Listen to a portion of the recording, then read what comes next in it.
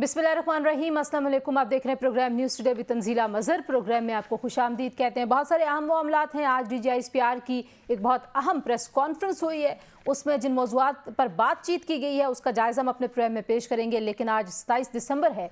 आज एक बार फिर कौम मोहतरमा बेनज़ीर भुट्टो शहीद को याद कर रही है। उनकी शहादत से सियासत में जो खला पैदा हुआ वो खला आज भी पुर नहीं हो सका। वो मुस्लिम दुनिया की पहली मुंतखब खातून वज़ीर आज़म थी और उनके विजन को देखते हुए हमारे लिए, पाकिस्तान के तमाम तबकात के लिए, ख़वातीन के लिए बिलखुसूस वो उम्मीद के किरण थी। पूरी दुनिया उनके विजन, उनके फ़लसफ़े की कायल थी और उनका इस तरह से इस दुनिया से जाना, जिस बेदर्दी से उनको कत्ल किया गया, वो पाकिस्तान के दिल पर हमेशा एक बोझ रहेगा, एक ज़ख़म की सूरत में रहेगा। हम भी आज मोहतरमा बेनज़ीर भुट्टो शहीद की बरसी के मौके पर जो उनकी जमहूरियत के लिए कुर्बानियाँ हैं उसको सलाम पेश करते हैं। और उसके बाद जनाब जो आज का एक बहुत ही अहम मौजू है वो पारा चिनार की सूरत हाल है। वहाँ पर इंसानी बहरान शदीद होता चला जा रहा है। 80 दिन से ज़ायद हो गए। मरकज़ी शाहराह अब तक बंद है। ये मरकज़ी शाहराह खुल क्यों नहीं पा रही? वहाँ पर ग्रैंड जरगा बहुत सारी बैठकें कर चुका है, कोई नतीजा क्यों नहीं निकल पा रहा? सूबाई हुकूमत, वफाकी हुकूमत, एपिक्स कमेटी, बहुत सारे इजलास हो चुके हैं लेकिन ये लिप सर्विस, सिर्फ लिप सर्विस ही नज़र आती है। अमली तौर पर अभी अगर वहाँ पर बात की जाए तो पारा चिनार के अवाम, कुरम के अवाम वहाँ पर इस वक्त महसूर हैं। दुनिया से उनका राब्ता कटा हुआ है, मुल्क से उनका राब्ता कटा हुआ है। वज़ीर आज़म साहब की हिदायत पर वहाँ पर हेलीकॉप्टर के ज़रिए इमदादी सामान और अद्वियात पहुँचाने का सिलसिला जारी है। वहाँ से मरीज़ों को भी लाया गया है, लेकिन ये कोई हल नहीं है, ये कोई तरीका नहीं है कि आपके मुल्क के एक हिस्से की एक शाहराह उसको सिक्योर करना कैसे नामुमकिन है। एक ऐसे मुल्क के लिए जो एटमी ताकत है, एक ऐसा मुल्क जहाँ पर इतना बड़ा एक निज़ाम है, रियासत का एक ढांचा, ये पूरा ढांचा क्यों बेकार नज़र आता है? कुछ उसका जायज़ा भी लेने की कोशिश करेंगे जनाब। आज DGISPR ने प्रेस कॉन्फ्रेंस की है, बहुत सारे अहम मौज़ूआत का उन्होंने इहाता किया। सबसे बुनियादी बात जो अफ़गानिस्तान के हवाले से थी, पाकिस्तान ने अफ़गानिस्तान के लिए बहुत कुर्बानियाँ दी हैं। पाकिस्तान के अवाम ने, पाकिस्तान की अफवाज ने, जवानों ने, अफसरान ने और फिर पाकिस्तान के समाज ने एक भारी कीमत अदा की है अफ़गानिस्तान के जो हालात रहे हैं और जिस तरीके से पाकिस्तान ने अफ़गान बाशिंदों को यहाँ पर होस्ट किया है। लेकिन अफ़गानिस्तान की तरफ से बारहा यकीन दहानियों के बावजूद भी अफ़गानिस्तान की सरजमीन पाकिस्तान के ख़िलाफ़ दहशतगर्दी की कार्रवाइयों के लिए इस्तेमाल हो रही है। आज वज़ीर आज़म साहब ने भी इस पर एक बयान दिया है और वज़ीर आज़म साहब ने कहा है कि हम हक़ दिफ़ा रखते हैं। हम बारहा अफ़गानिस्तान को कह चुके हैं, लेकिन अगर अफ़गानिस्तान अपनी सरजमीन को TTP के हाथों इस्तेमाल होने से नहीं रोक सकता पाकिस्तान के ख़िलाफ़, तो फिर हमारा हक़ दिफ़ा अपनी जगह पर मौजूद है और कायम है। तो DGISPR ने भी इसी रियासती पॉलिसी को एक बार फिर दोहराया है और जो मामलात हैं उसका कुछ उन्होंने ज़िक्र किया है। जनाब 9 मई के हवाले से उनसे सवालात हुए। उन्होंने कहा जब तक जो इस मंसूबे को गढ़ने वाले लोग हैं, जिन्होंने ये मंसूबा बुना था, उनके खिलाफ कार्रवाई नहीं होगी, तब तक इंसाफ का अमल मुकम्मल नहीं होगा।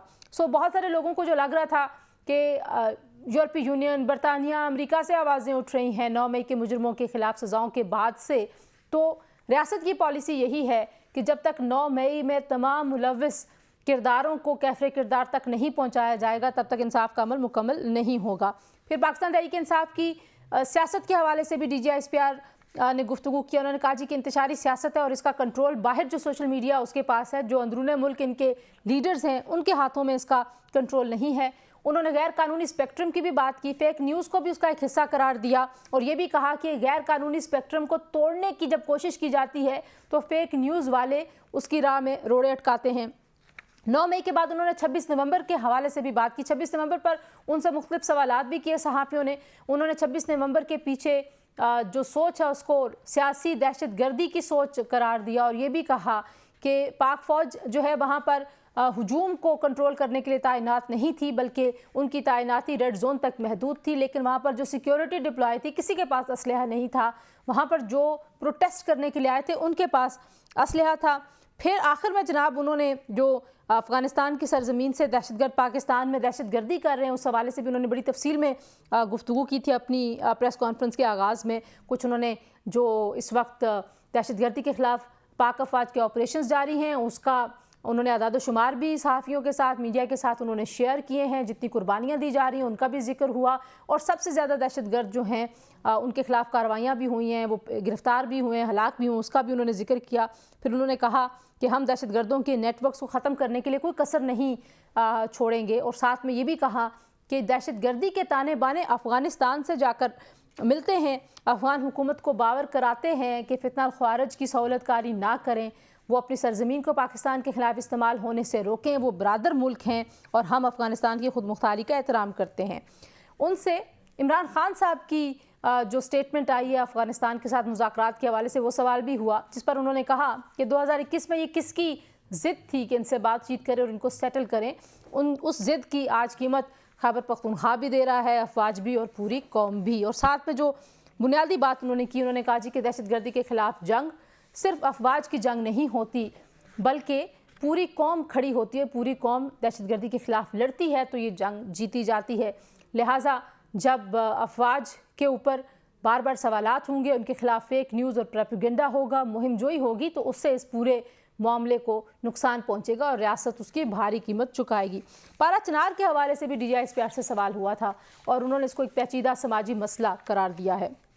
تو آج کے پروگرام میں ہم ان تمام ایشوز پہ 9 مئی کے بعد کی صورتحال پہ بھی بات کریں گے، افغانستان کے ساتھ پاکستان کے جو تعلقات کی اس وقت نوعیت ہے اور جو کارروائی پاکستان نے کی ہے اس کے بعد کی صورتحال کا جائزہ بھی آپ کے سامنے رکھیں گے، اور پروگرام کے پہلے حصے میں سب سے پہلے ہم پارا چنار کا جو انسانی بحران ہے اس کی بات کریں گے۔ 100 سے زائد بچوں کی اموات کی خبریں آ رہی ہیں جو ادویات کے بغیر جن کی زندگیاں چلی گئی ہیں، وہاں پر لوگ محصور ہیں، لیکن خیبر پختونخوا کی حکومت کے ترجمان بیرسٹر سیف صاحب کی باتوں سے یہ تاثر ملتا ہے کہ شاید اس انسانی بحران کو میڈیا بڑھا چڑھا کر پیش کر رہا ہے، شاید اتنی وہاں پر صورتحال گھمبیر نہیں ہے جتنی ہم بتا رہے ہیں، تو کچھ اس کا بھی ذکر کریں گے۔ جی سب سے پہلے ہمیں جوائن کر رہے ہیں سینیٹر راجہ علامہ ناصر عباس صاحب، جو کہ مجلس وحدت المسلمین کے سربراہ ہیں، اور پی ٹی آئی سے جو مذاکرات ہیں اس کی بھی کچھ اپڈیٹ ہم راجہ صاحب سے لیں گے۔ راجہ صاحب بہت شکریہ آپ نے ہمیں وقت دیا۔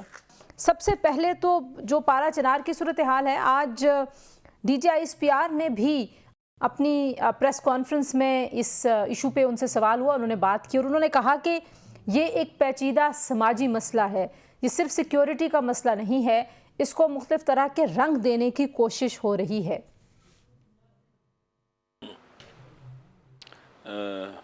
دیکھیں، کرم ایجنسی کا ڈسٹرکٹ کرم کا جو مسئلہ ہے، راستے بند ہیں، یہ ایک انسانی مسئلہ ہے، ایک کیا کہتے ہیں کہ ایک ہیومن مسئلہ ہے، اس کو انسانی مسئلہ کیوں نہیں سمجھا جاتا؟ آپ راستے کیوں بند کیے ہوئے ہیں؟ آپ نے کیوں راستے نہیں کھولتے ہو؟ وہاں ہیلی کاپٹروں کے ذریعے چیزیں آپ کہہ رہے ہیں ہم بھجوا رہے ہیں، یہ کوئی مقبوضہ علاقہ ہے جہاں لوگ مقبوضہ علاقے میں اور وہاں ہیلی کاپٹر کے ذریعے ایکسیس کر رہے ہیں؟ یہ پاکستان کے اندر ہے، وہاں پاکستانی عوام ہے، پاکستانی مائیں بہنیں بچیاں بچے ہیں، لاکھوں لوگ وہاں پر اس وقت سیج کا شکار ہیں۔ یہ انسانی المیہ بن گیا ہوا ہے، اس کو پتہ نہیں سماجی مسئلہ ہے، فلانا مسئلہ ہے، لیکن جو خیبر پختونخوا کی حکومت جو ہے وہ ظاہر جرگے کے ذریعے اس کو حل کرنے کی کوشش کر رہی ہے، ان کے ساتھ بھی آپ رابطے میں ہیں کہ وہ جو گرینڈ جرگہ وہاں پر چل رہا ہے وہ کس نتیجے پہ پہنچا ہے؟ اتنا زیادہ اس معاملے کو پرولونگ کیوں کیا جا رہا ہے؟ دیکھیں، کہتے ہیں نا کہ جب مسئلے حل نہ کرنے ہو نا تو ایسے ہوتا ہے کہ آپ کمیٹیوں کے حوالے کر دیتے ہیں، یہ بھی بعض اوقات ایسے ہوتا ہے۔ دیکھیں، جرگہ وہاں پر بیٹھا ہوا ہے، پہلے تو یہ تھا کہ دیکھیں یہ زمینوں کا مسئلہ ہے، اسے مسلکی مسئلہ بنایا گیا ہے، اب شیعہ سنی جرگہ بنایا گیا ہے۔ شیعہ سنی جرگے والوں کو آپس میں تو بیٹھنے دو، وہ الگ بٹھایا ہوتا ہے، ان کو الگ بٹھایا ہوتا ہے، یہ باتیں درست نہیں ہیں، ان کو اکٹھے بیٹھنے دو، مل بیٹھ کے بات کریں۔ الگ الگ جیسے دو دشمن آپس میں مذاکرات کرتے ہیں ایسے مذاکرات کرائے جاتے ہیں جرگے کو۔ بھائی وہ پاکستانی ہیں، اکٹھے رہتے ہیں وہاں پر، شیعہ سنی بھائی ہیں آپس میں، اگر آپ ایسی انوائرمنٹ پیدا کریں، انہیں کہیں کہ آپ بیٹھو خود فیصلہ کرو، وہ فیصلہ ہو جاتا۔ کون فیسیلیٹیٹ کرے گا اس انوائرمنٹ کا جس کا آپ ذکر کر رہے ہیں؟ کون پیدا کر سکتا ہے یہ انوائرمنٹ؟ دیکھیں وہاں پر، دیکھیں میں کوئی ڈکی چھپی بات نہیں کرتا ہوں، میں اوپن بات کرتا ہوں۔ وہاں کے ہمارے جو جی او سی صاحب ہیں وہ ہوں، علی امین صاحب جو گنڈاپور وزیر اعلیٰ ہیں وہ ہوں، اور اگر مرکز کا کوئی بندہ ہو جائے تو ٹھیک ہے، واللہ وہ دونوں بندے بیٹھ کے مسئلہ حل کر سکتے ہیں۔ اپیکس کمیٹی میں آپ لے کے گئے ہیں, اس کے بعد آپ نے وہاں پر جو باقی مسائل حل کیے ہیں, بات کی ہم حل کریں گے, ایسا سٹیپ بائی سٹیپ حل کریں گے. یہ اتنے لوگ مارے جا چکے ہیں, راستے بند ہیں, لوگ بچے دوائیوں کے بغیر مر گئے ہیں, لوگوں کو مشکلات ہیں, کھانے پینے کی چیزوں کا فقدان ہے, کئی ہزار لوگ جو اپنا اوورسیز ہیں وہاں پھنسے ہوئے ہیں, بہت زیادہ اسٹوڈنٹ جو باہر پڑھتے ہیں وہاں پھنسے ہوئے ہیں, باہر کے لوگ وہاں جا پا نہیں رہے, تقریباً 2.5 ماہ سے اوپر کا عرصہ ہو گیا ہے. آپ کو کتنا وقت چاہیے, کتنا ٹائم چاہیے؟ میں افسوس کے ساتھ کہتا ہوں یہ ایک انسانی المیہ بنتا چلا جا رہا ہے مسئلہ. پہلے انسانی مسئلہ تھا, اب انسانی المیہ بن چکا ہوا ہے. اور یہ پاکستان کی اچھی دنیا میں امیج نہیں جا رہا ہے. آپ کی اتحادی ہے پاکستان تحریک انصاف, تو آپ نہیں سمجھتے کہ پاکستان تحریک انصاف کی حکومت کو بھی کچھ اس پہ زیادہ افیکٹو سٹیپس لینے چاہیے؟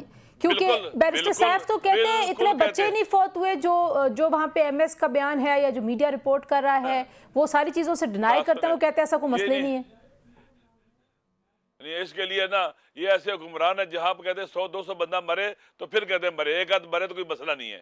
ایک بھی کیوں مرے, ایک بھی زندہ رہنا چاہیے, کیوں مرے آپ کی نالائکی سے.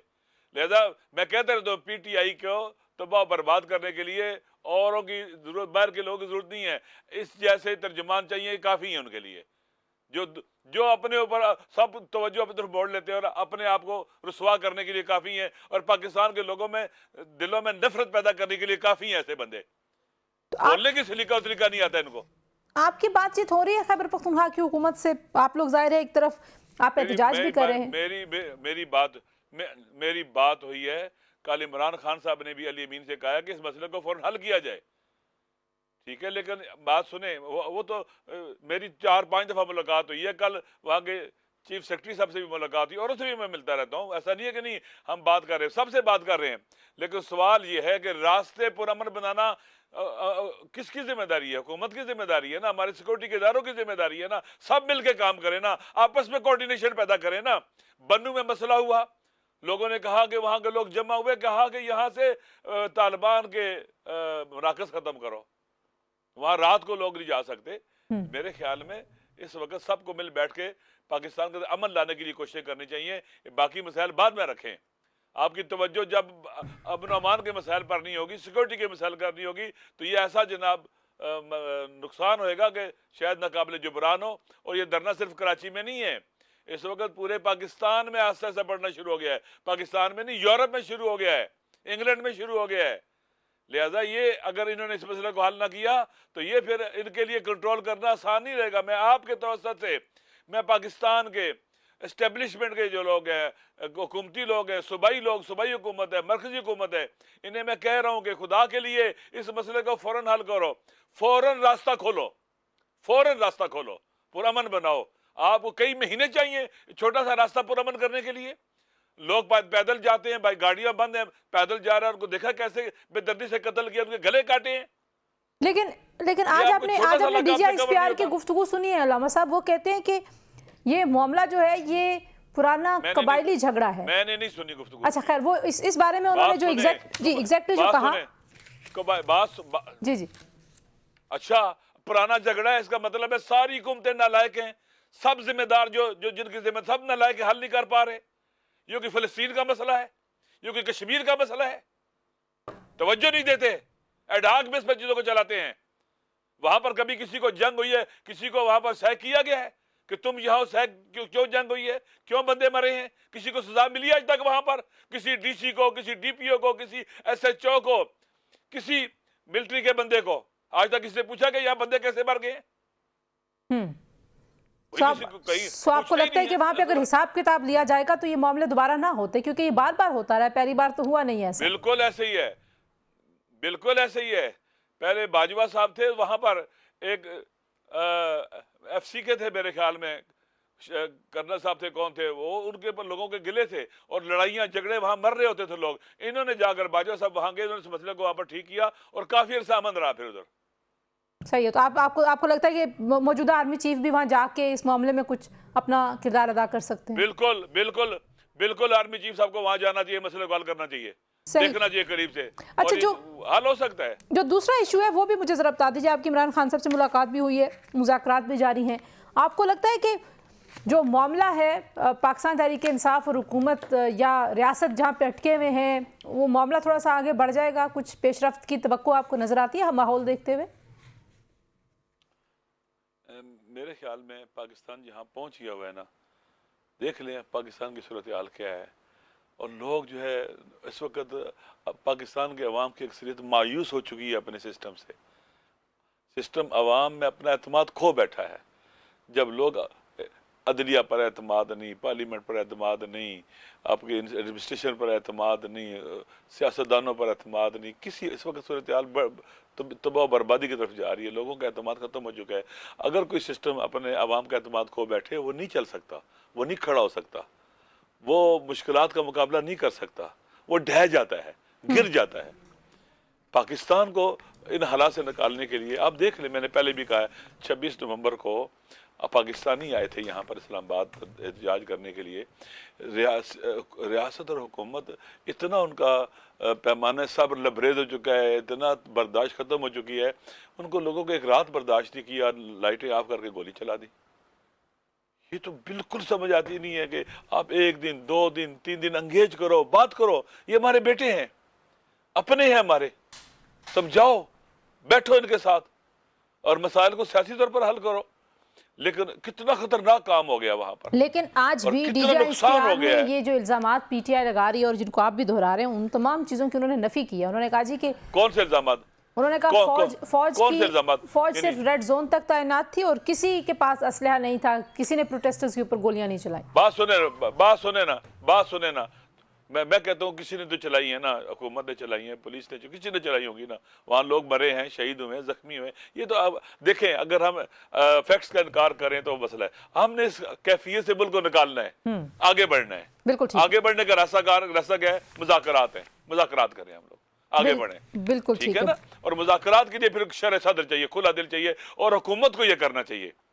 थोड़ा सा गुड जेस्टर दें, CBMs दें। जो लोग जेलों में बंद हैं, मिसाल के तौर पर सेनेटर तारक चौधरी साहब हैं, बुजुर्ग हैं, बूढ़े हैं, प्रोडक्शन आर्डर जारी कर दें। डॉक्टर यास्मीन राशिद साहब हैं, बुजुर्ग खातून है, वो दहशतगर्द थोड़ी हैं। ठीक है। और इसी तरह से और भी लोग हैं, हमारे बच्चे हैं जिनको ट्रायल रोका हुआ है, पर उनको जल्दी फैसला करा के फारिग कर दें। सही। तो आप कह रहे हैं कि जो माहौल है वो हुकूमत ने कायम किया। ये देखें हुकूमत, ये कोई इंडियंस नहीं थे, ये पाकिस्तानी है। देखिए, आप जब अपने लोगों से बैठ के बात करते हैं, मोहब्बत से बात करते हैं, लोगों का गुस्सा भी कम हो जाता है और लोगों को दिल जीता जा सकता है। लेकिन अच्छे रवैये के साथ, अच्छे इकदामात के साथ, गुड जेस्टर के साथ हुकूमत ग्राउंड बनाए, माहौल बनाए, बहुत चीज़ें आगे ले जाई जा सकती है, आगे बढ़ा जा सकता है। शर्त यह है कि सबसे पहले कदम हुकूमत ने उठाने हैं। ठीक है, बहुत शुक्रिया। सेनेटर अलामा राज नासिर अब्बास साहब हमारे साथ मौजूद थे जी, सरबराह मजलिस इबादतुल मुस्लिमीन की आपने गुफ्तगू सुनी। वो कह रहे हैं हुकूमत अगर चाहे दिल बड़ा करे, ज़र्फ़ का मुजाहिरा करे और कुछ इक़दामात ऐसे करे तो मुज़ाकरात जो हैं वो नतीजा खेज़ साबित हो सकते हैं। पाराचनार की सूरत हाल पर भी आपने उनकी गुफ्तगू सुनी। यहाँ पर शामिल करेंगे एक ब्रेक के बाद वापस आएंगे। 9 मई का सानिया और आज फिर DGISPR की प्रेस कॉन्फ्रेंस में किस अज़्म का अदा किया गया, कुछ उस हवाले से बात करेंगे। हमारे साथ रहिए। प्रोग्राम में एक बार फिर खुशामदीद कहते हैं जी। बात करेंगे पाकिस्तान तहरीक इंसाफ के मरकज़ी रहनुमा रऊफ़ हसन साहब हमारे साथ मौजूद हैं। रऊफ़ साहब, इस वक्त ज़ाहिर है एक तरफ मुज़ाकरात के ऊपर पेशरफ्त की उम्मीद पैदा हो रही है, दूसरी जानिब जो 9 मई के केसेस हैं उनके फैसले भी ज़रा तेज़ी से हो रहे हैं। आपको लगता है कि माहौल वाकई पैदा हो गया है मुज़ाकरात के लिए? Thank you Tanzila. मेरा ख्याल था कि मुज़ाकरात के लिए माहौल क्रिएट करने के लिए शायद ये केसेस के बारे में कुछ फैसले ना किए जाते और इनको अबॉर्ट किया जाता तो वो एक बेहतर तरीका होता, एक कंड्यूसिव एनवायरनमेंट क्रिएट करने के लिए। लेकिन अब ये मेरा ख्याल है कि मामला अदालतों में जाएगा, सुपीरियर जुडिशरी में जाएगा, उनके सामने रखा जाएगा और वो फैसला करेंगे कि ये किस हद तक दुरुस्त है।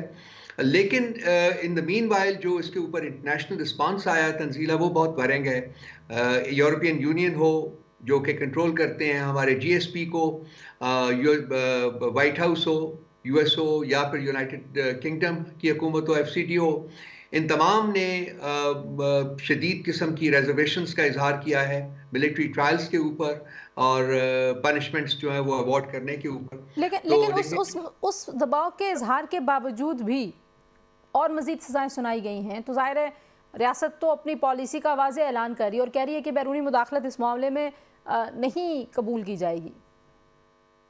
देखिए, मैं फील करता हूं कि इसको इस एक्सट्रीम तक ले जाके स्टेटमेंट देना कि जी बैरूनी मुदाखलत हम कबूल नहीं करेंगे या ये नहीं करेंगे, मामलात वो नहीं है।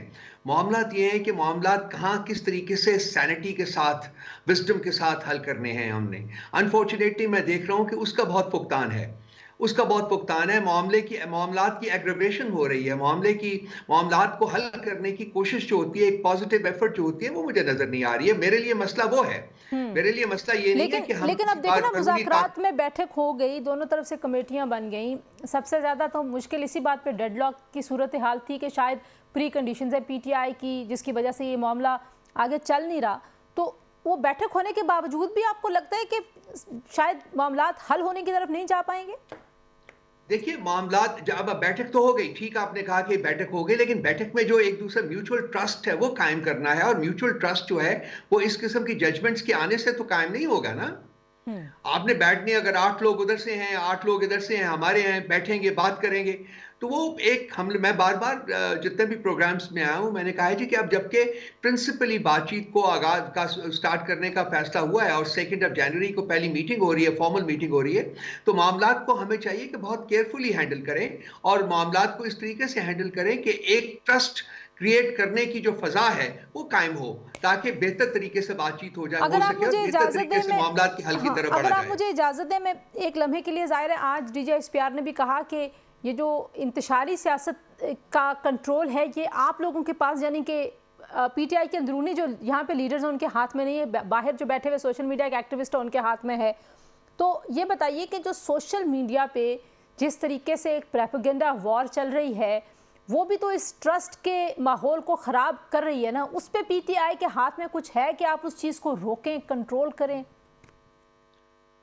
देखिए, मैं इस मामले के ऊपर बहुत दफा बात कर चुका हूँ, बार बार बात करते हुए मेरा नहीं ख्याल कि मुनासिब होगा मेरे लिए।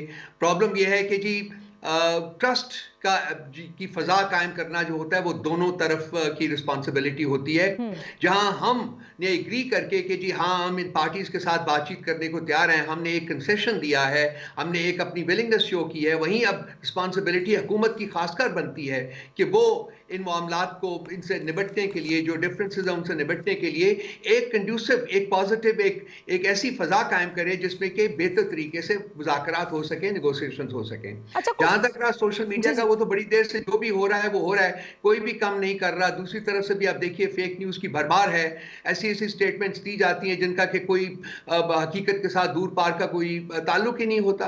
तो ये मामलात जो है ये हल करने के लिए ही मैं बार बार कह रहा हूं ना कि आप एक फजा कायम करें, एक पॉजिटिव, एक मुस्बत फजा कायम करें, ताकि अच्छा, कुछ ऐसी खबरें भी आ रही हैं, एक तरफ तो जाहिर है आपकी बातों से भी लगता है कि कोई अनसर्टेनिटी नहीं है कि कोई नतीजा खेज होगा ये सारा का सारा अमल मुज़ाकरात का। हुकूमती लोगों के बयानात में भी कोई उतनी संजीदगी नज़र नहीं आती, लेकिन साथ ही कोई डील की खबरें भी चल रही हैं मार्केट पे। ज़ाहिर आप भी इस्लामाबाद में रहते हैं, कोई डील हो रही है, कोई हाउस अरेस्ट इमरान खान साहब को करने की कोई पेशकश है, किसी और मुल्क जाने की पेशकश है, इस तरह की बहुत सारी बातें हैं। कुछ आपके पास भी इंसाइट हो इस हवाले से कि क्या कोई ऐसी बातचीत हो रही है, कोई ऐसे ऑप्शंस आ रहे हैं वाकई में संजीदा क्वार्टर्स की तरफ से, या ये सब रूमर्स हैं? देखिए, तंजीला कल खान साहब ने जो स्टेटमेंट दी है उसमें उन्होंने कहा है जी कि मैं किसी किस्म की कयूद के साथ रहाई नहीं मांगता, मैं पूरे इंसाफ के साथ रहाई मांगता हूं और कोई किसी किस्म की डील जो है वो कबूल नहीं करूंगा।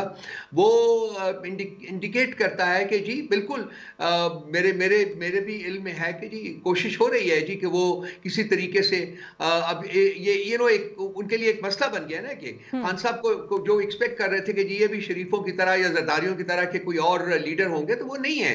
खान साहब 500 दिन से ज्यादा जेल में बैठे हैं और आज भी वो कहते हैं मैंने कोई डील नहीं करनी, मुझे इंसाफ चाहिए और मुल्क की अदालतें मुझे इंसाफ दें और उसी सूरत में मैं बाहर निकलूंगा।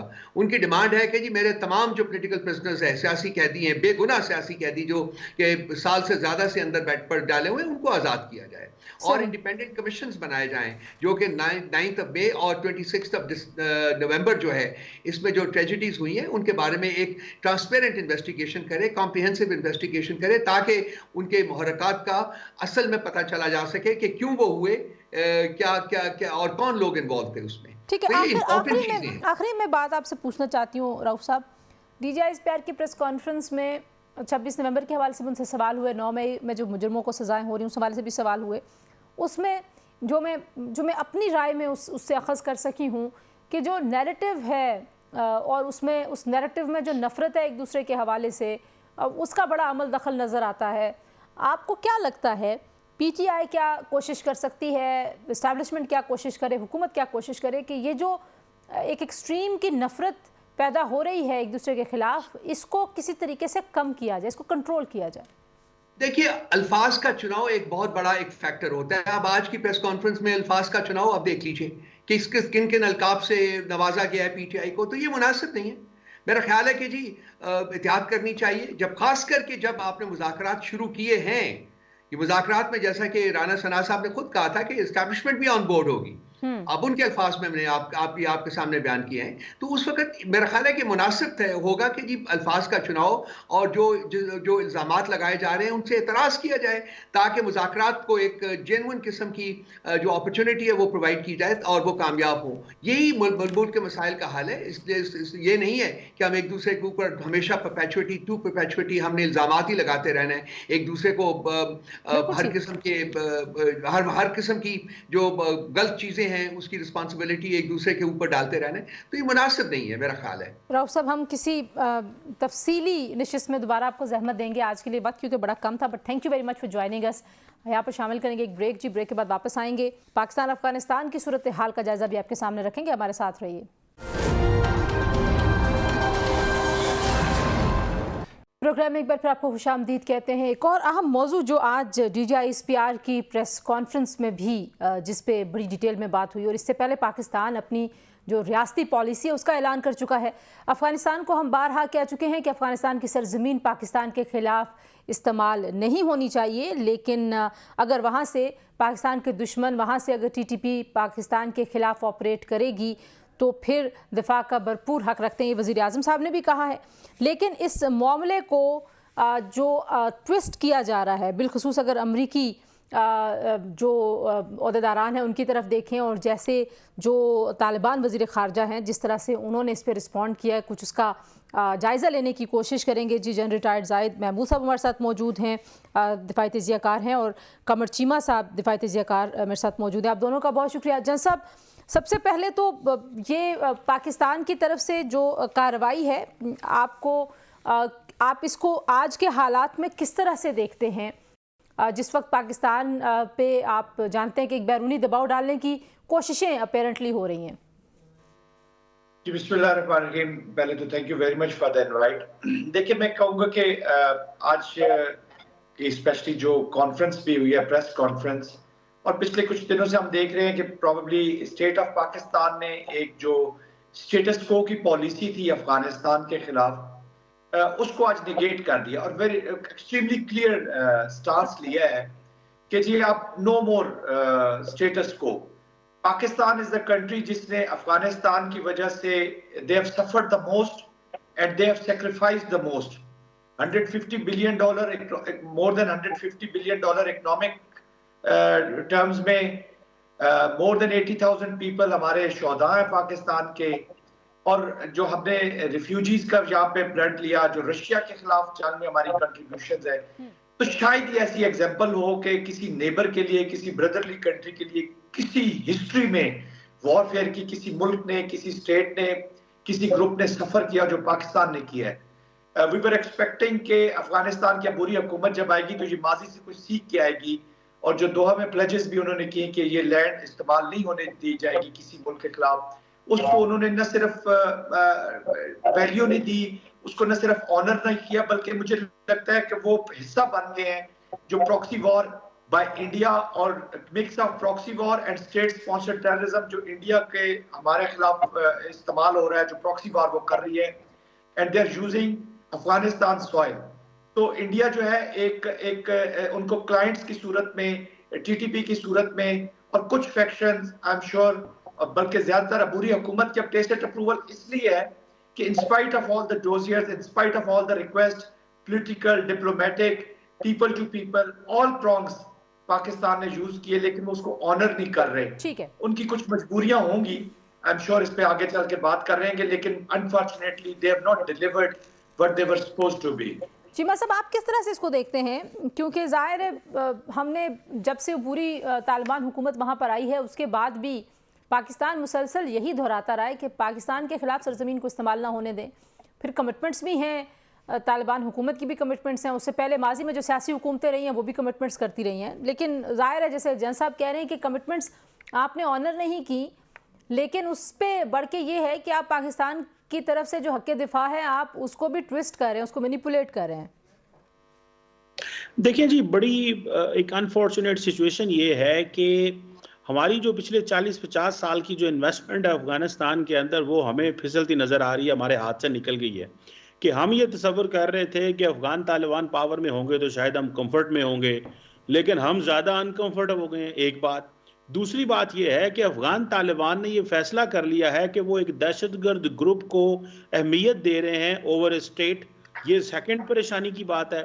तो थर्ड परेशानी की बात मुझे नजर आती है वो ये है कि इंटरनेशनल कम्युनिटी साइलेंस है। अब क्वेश्चन ये आता है कि जब दुनिया कहे कि जी अफगानिस्तान के अंदर अलकायदा मौजूद है, ट्रांसनेशनल टेररिस्ट ग्रुप्स मौजूद हैं, तो हम तो तैयार हो जाते हैं दुनिया में अमन लाने के लिए। हम कहते हैं जी हमारी आए, यहाँ से नेटो की सप्लाई गुजारें, हम फ्रंटलाइन स्टेट बन जाते हैं, हम अपने जवानों की शहादतें भी देंगे, हम 120 अरब डॉलर का अपना इकोनॉमी को भी लॉस करेंगे।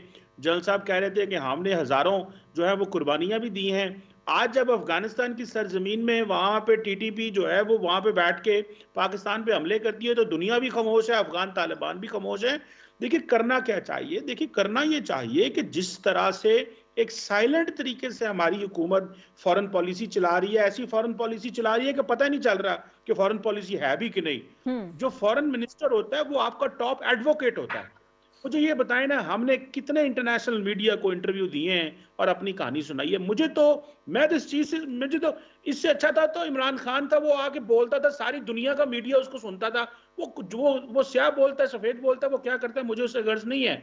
अच्छा जरा यहाँ पे रुकिए, आपने अपने मैं इमरान साहब के नाम पे नहीं आपको रोक रही, लेकिन आपने कहा था कि हमारी जो पॉलिसी थी, जो हम सोच रहे थे कि तालिबान हुकूमत आएगी तो बड़ी बल्ले बल्ले हो जाएगी। ज़ाहिर है उस वक्त इमरान खान साहब की हुकूमत थी। आज DGISPR ने उसका हवाला भी दिया कि शायद वो गलत पॉलिसी थी कि आप उन्हें वापस भी ले आए, आपने उनको दोबारा से स्ट्रेंथन भी कर दिया। जो पाकिस्तान के अंदर भी अब दहशतगर्दी है उसके ताने बाने भी अफगानिस्तान से जाके मिलते हैं।